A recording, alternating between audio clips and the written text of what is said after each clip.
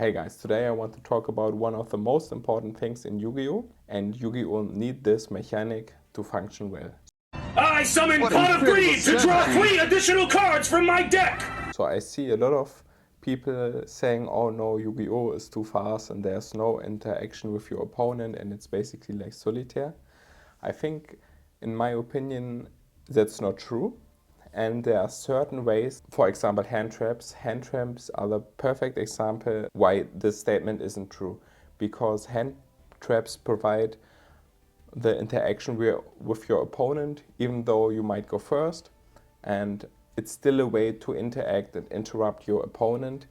And you can see a lot of people, if they only, oh, this is the best deck, here's my one card combo simulator, and they play and they end on a crazy end board and it looks unbeatable. But in my opinion, that isn't real life game. So, and I think this is why Yu-Gi-Oh! Is fun and it isn't the same every time, and it's a lot of interaction forth and back, and it can be quite complicated, and you never know what's going to happen, and maybe some situation occur that might not will be ever repeated in like the next 100 games or 1000 games, and you have to be ready on the spot to interact well and behave well in this situation. But I think this is also one of the charming points in Yu-Gi-Oh! To have these kind of interactions and be prepared for it. So I just want to also give you my top 5 cards that are really healthy for the game, or at least that can provide valuable interactions. So on my top 5 really fearsome cards is Nibiru, the primal being for me. So Nibiru definitely is a fearful card because it can just board wipe the entire board if your opponent doesn't play around it. So it's just a neat little interaction that makes the game really fun for me. You always have to keep it on your radar to not get nipped. Number 4 for me is Imperm.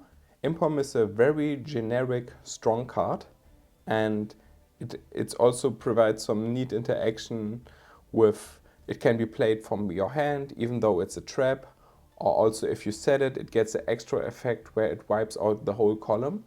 And it's also just a very generic strong interaction for the game, and also you can use it almost against every deck and every format. It's gonna be a strong card for sure, you need to know about. Number 3 goes for me to Gamma. Gamma is also, or was maybe in the TCG, is now limited, but in Master Duel it's still alive at 2. So I think Gamma is a really powerful interaction, and you not only stopping your opponent with having the negate on board, is also just destroy it. But because it's so powerful, it's basically a solemn judgment for the enemy monster, so it has some restriction on it, like you have to play the driver in deck, also you have to play no monsters. So it's overall, I think, a fair card and also a really cool design. I like Gamma a lot. And also, for example, you can also pair it with Delta, so maybe you can play 1 Gamma, 2 or 3 Delta.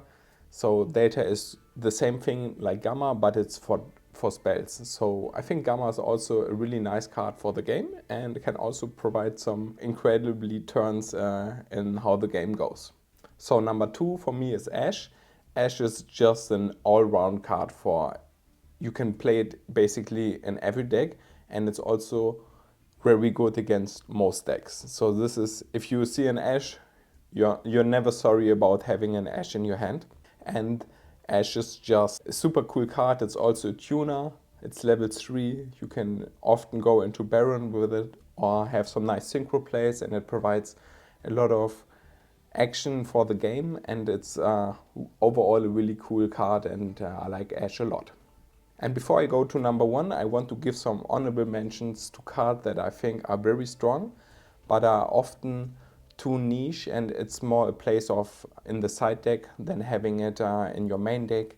And I think for these cards, I definitely want to go over things like Bestials or the DD Crow. I think it's also very format dependent, but these cards are great cards in the side deck for sure.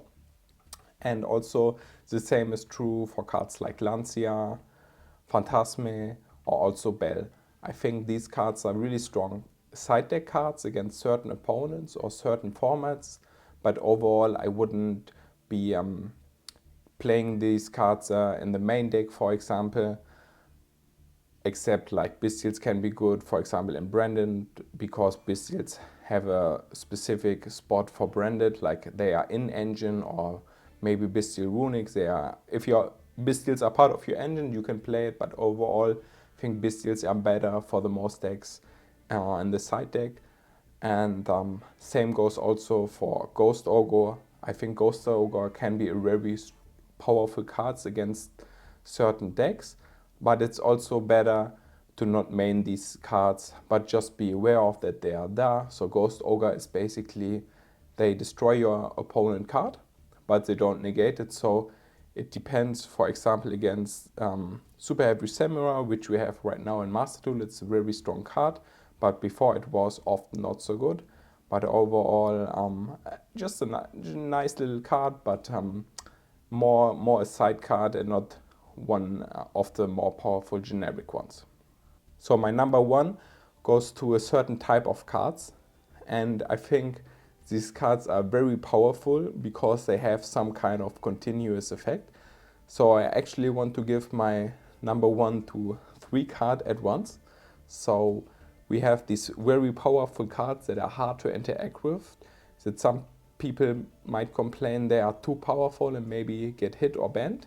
So also because of this, I think 2 of these 3 cards are also restricted in some certain formats. For example, we have the Maxi, which is a really powerful card against every combo deck, and it's against special summoning. We have the Droll.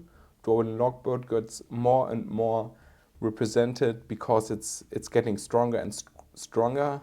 And third, we have Shifter. So Shifter, if you can play Shifter, it can end the game right there on spot, but has a huge restriction that you have to have an empty game board. So I think like overall these are the most powerful hand traps. They can be a little bit toxic, but are certainly needed in specific matchups to keep some decks that would absolutely go bonkers without these cards in check. So I think number 1 definitely goes to the uninterruptible, forever living kind of cards like Maxi, Shifter, and Droll. So these cards can make the game quite spicy. But also let me know about what do you think about these cards, or maybe I missed some card. Let me know in the comments down below. But I think Yu-Gi-Oh wouldn't be the same without these cards, and they are really important for the game to not provide such a solitaire kind of vibe with the game. And I think this is what makes Yu-Gi-Oh really fun, and they are really, overall, hand traps are really important for Yu-Gi-Oh.